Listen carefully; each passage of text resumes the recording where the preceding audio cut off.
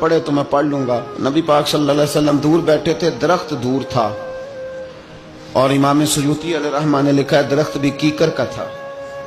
نبی پاک صلی اللہ علیہ وسلم نے فرمایا اس یہودی سے کہ تو جا کے درخت کو کہہ کہ تجھے نبی پاک بلاتے ہیں۔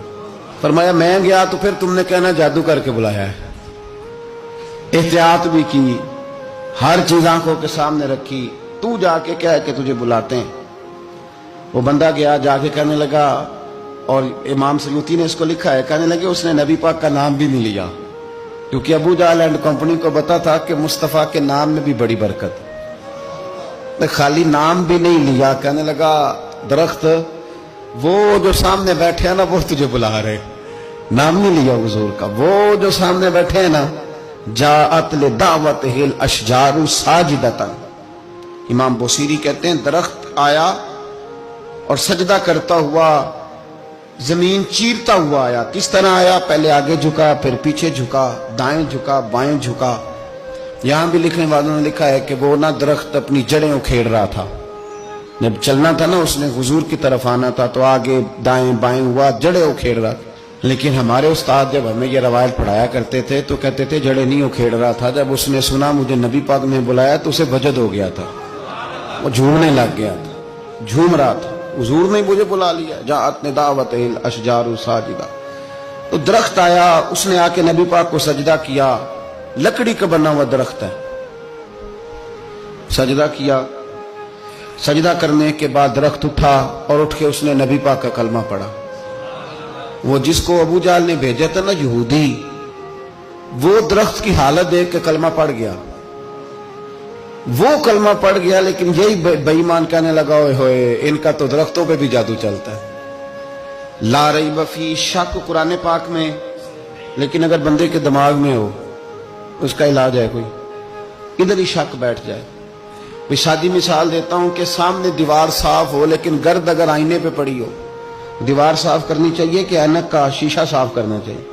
ساری زندگی لوگ دیوار صاف کرتے گزار دیتے، ساری زندگی تراش خراش کرتے گزار، اپنی مرضی کی پینٹنگ کرتے گزار دیتے ہیں، پر اپنی آنکھ کی پتلی صاف نہیں کرتے، آنکھ کی پتلی صاف نہیں کرتے۔ کسی نے حضرت رومی سے کہا تھا حضور دنیا میں کوئی اچھا ملتا نہیں، فرمانے لگے تھوڑا رونا شروع کر تاکہ تیری پتلیاں وضو کر لیں، وضو کر لیں، وہ انہیں پتہ چل جائے کہ کتنے صاف ستھرے لوگ دنیا میں پائے جاتے۔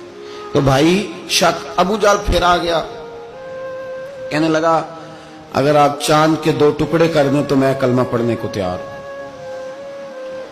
اچھا یہاں بھی بڑی مزے کی بات ہے، اللہ نے پہلے کہہ دیا نبی پاک کو کہ ان الذین کفروا سواء علیہم انذرتہم ام لم تنذرہم لا یؤمنون۔ محبوب یہ جن کی قسمت میں کفر ہے نا، آپ انہیں ڈرائیں چاہے نہ ڈرائیں، یہ ایمان نہیں لائیں گے۔ کنکروں نے بھی کلمہ پڑھ لیا، درختوں نے بھی پڑھ لیا، سارا کچھ ہو گیا، اور اللہ نے بھی کہہ دیا کہ محبوب اس بے ایمان نے کلمہ نہیں پڑھنا، پر حضور نے فرمایا یہ پڑھے نہ پڑھے ہم نے میدان نہیں چھوڑنا، جتنی دفعہ آئے گا نا ہم اسے ضرور معجزہ دکھائیں، جتنی دفعہ آئے گا ہم کیوں میدان چھوڑ۔ آگے کہنے لگا جی اگر چاند کے 2 ٹکڑے کر دیں تو اقتربت الساعۃ وانشق القمر۔ تو نبی پاک صلی اللہ علیہ وسلم نے انگلی کا اشارہ کیا، چاند 2 حصوں میں بٹا۔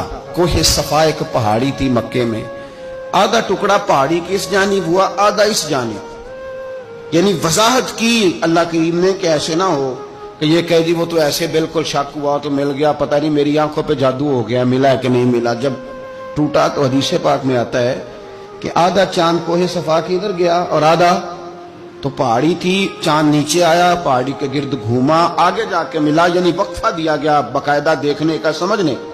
پوری دنیا میں جتنے لوگ اس وقت چاند دیکھ رہے تھے، ہندوستان تک روایتوں میں ملتا ہے کہ لوگوں نے گواہی دی کہ ہم نے چاند ٹوٹتے دیکھا ہے۔ زمانہ مان گیا، لوگوں کی چیخیں نکل گئیں، لوگ قدموں میں گر گئے، پر وہ جس کے دماغ میں شک تھا نا وہ نہیں مانا۔ شجر و حجر پہچان گئے پر انسان کی نظروں میں شک ہی رہا۔